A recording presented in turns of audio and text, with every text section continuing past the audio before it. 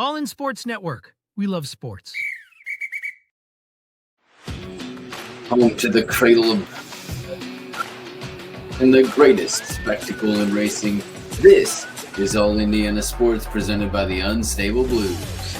Welcome back in. Caitlin Clark looked human again in a humbling loss to the Golden State Valkyries. What went wrong and where can the Fever go from here? Let's discuss as we go all in.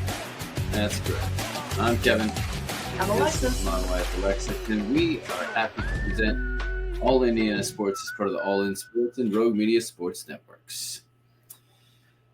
It was a loss that puts the Fever now at 6-6, back at 500, losing to an expansion team. Never fun. No. What went wrong? First, I think the turnovers were probably the biggest problem, and rebounding. Those are my two things that I, as a team, that I saw was a consistent thing that would happen throughout the whole game. So, yes, 22 turnovers. It's going to be hard to win a game with that. I hate that that's Caitlin's number 2.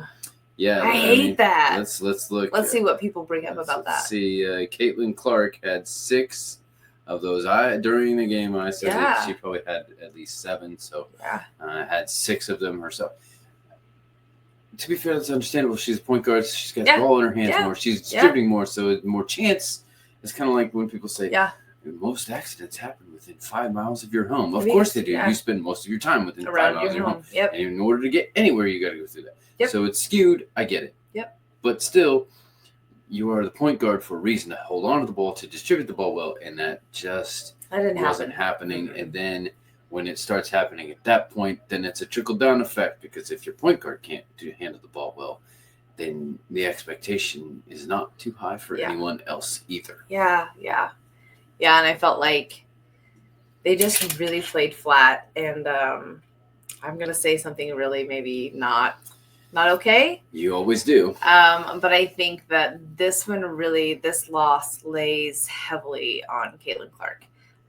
Their team, absolutely 100% their team, and I don't mean that at all. But I didn't see her leadership on the court that I normally see. She was off in a sense. And all athletes are going to have off games. So it is what it is.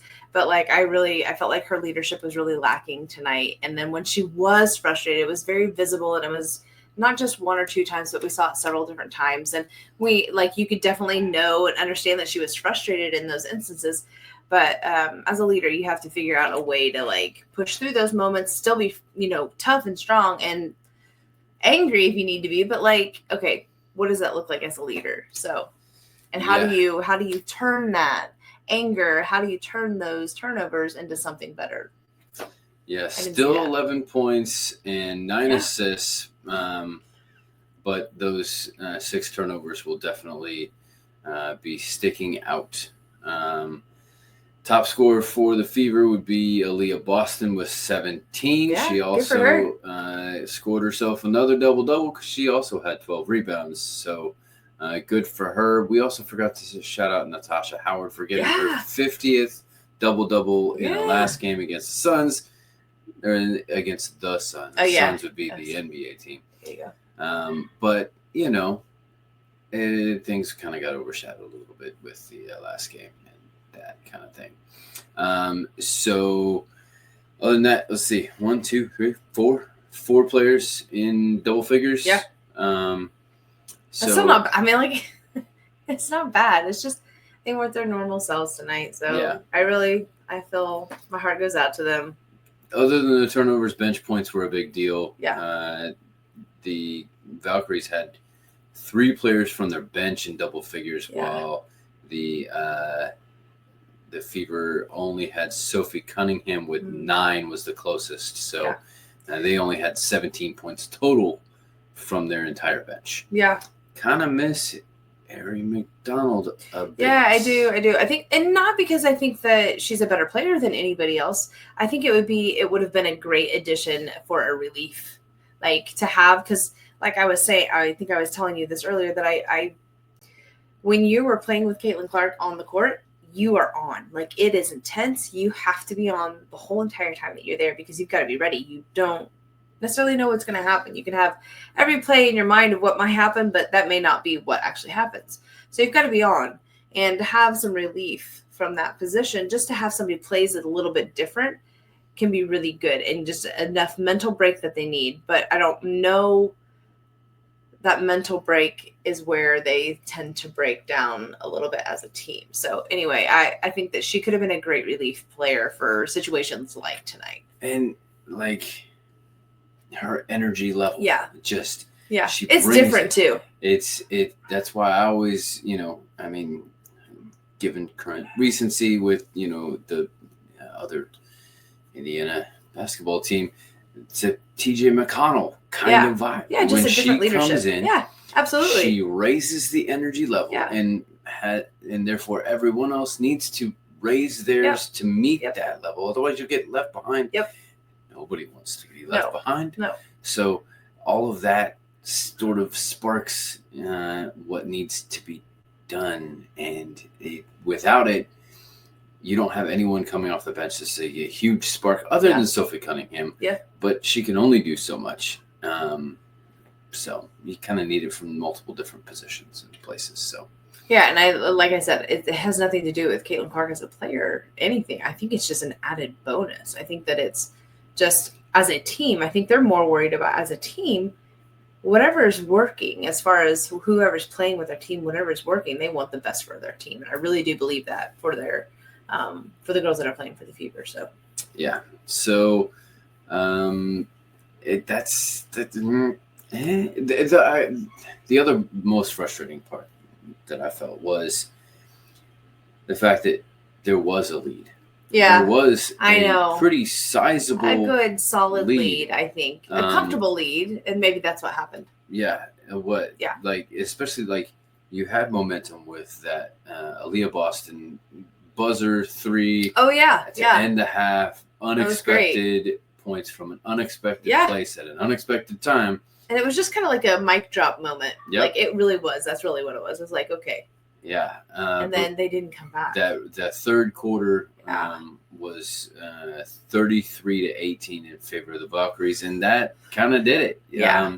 It's unusual to see this Fever team with Caitlin Clark not be able to close out a game.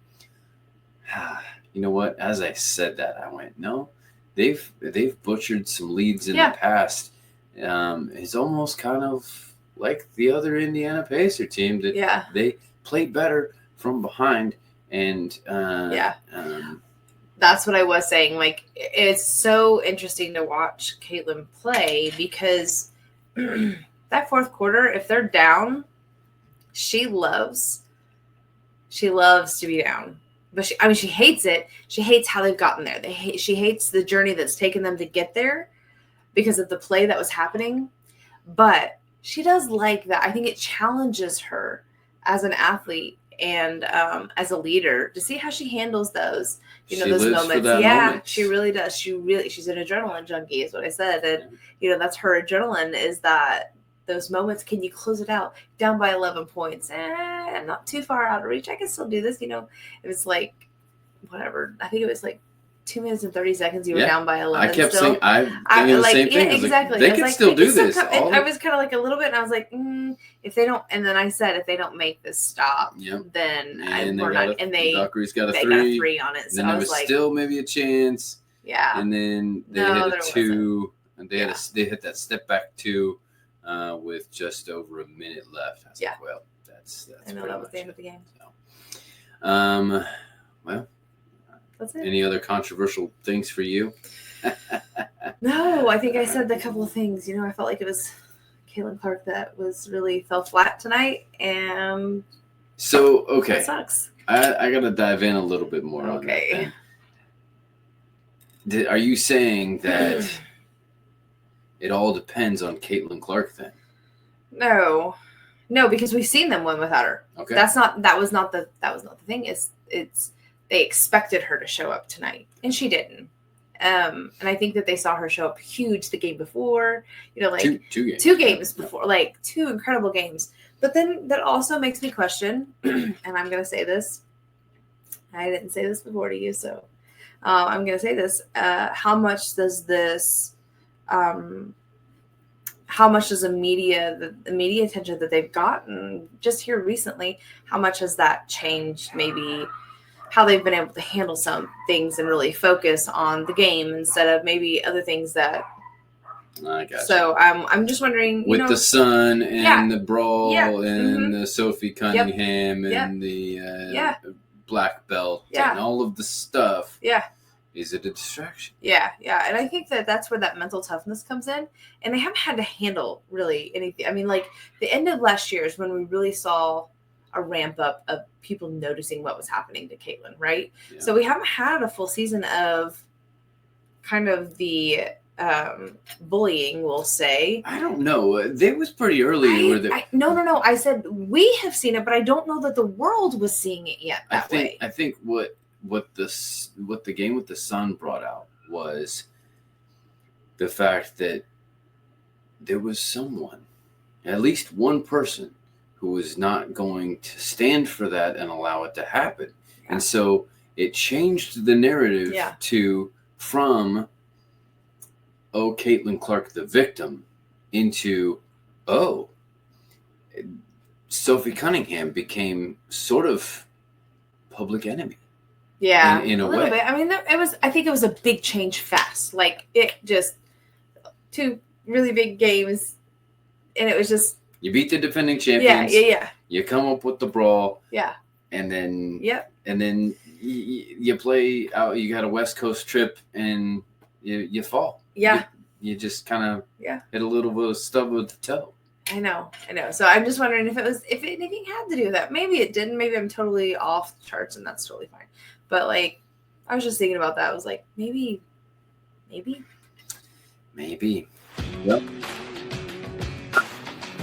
Today we'll be back on Sunday as the Fever. It still remains to be seen if Asia Wilson will be back in action for the Aces, as they are 1-2 without her. Liam and I will also be back on Sunday with our reaction to Game 7 of the NBA Finals for the championship. Then we'll be back again next week as the Fever schedule heats up. 3 games. Yeah. 3 games within a 4-day stretch. Yeah. I'm Alexis. And this is Kevin. And we're asking you to go all in Indiana. All in Sports Network. We love sports.